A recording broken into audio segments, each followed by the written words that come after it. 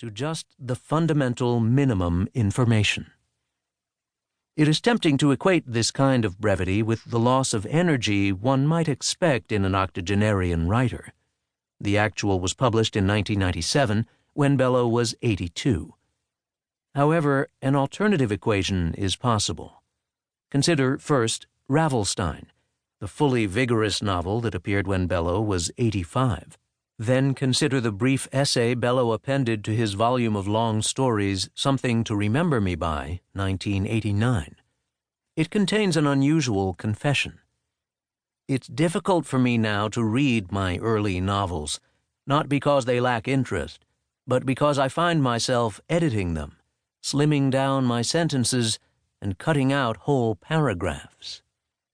He then argues as follows, that the contemporary reader, her consciousness stormed by powerful cultural forces, think of the consciousness as a territory just open to settlement and exploitation, something like the Oklahoma land rush, is entitled to expect that a writer will trouble no one with his vanities, will make no unnecessary gestures, indulge himself in no mannerisms, waste no reader's time. He will write as short as he can.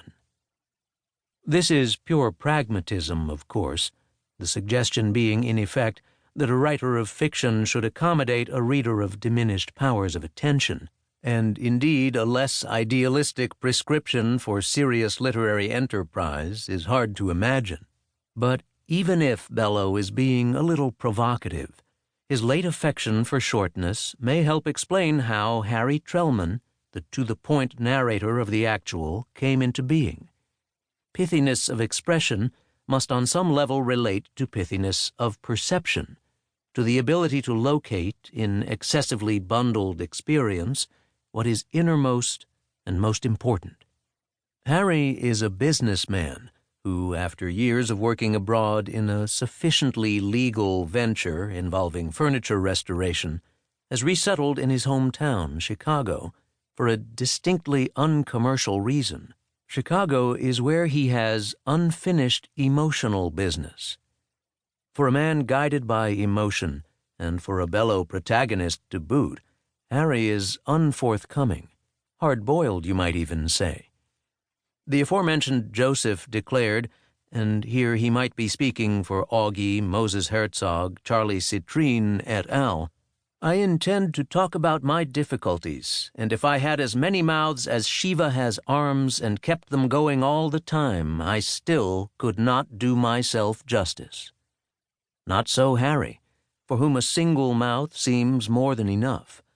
He is a man who, from his youth, has hidden behind his inscrutable Chinese look, who never offers us more than the sketchiest map of his personal hinterland, a divorce, an unpublished book on the political thinker Walter Lippmann, a spell in Burma, who keeps thousands and thousands of things to himself, and also from himself.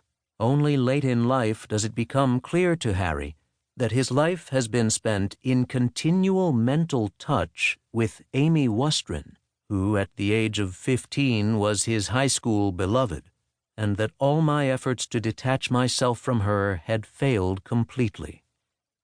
After 40 years of concentrated imagining, I feel able to picture her at any moment of any given day. When she opens her purse to find her house keys, I am aware of the double-mint chewing gum fragrance that comes out. The most interesting thing about Amy is that she is not, on the face of it, all that interesting.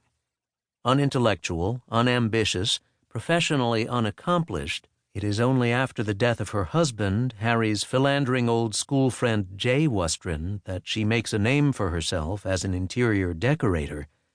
Amy has little of the evident enchantingness and complexity one might expect in a lifelong object of passionate obsession.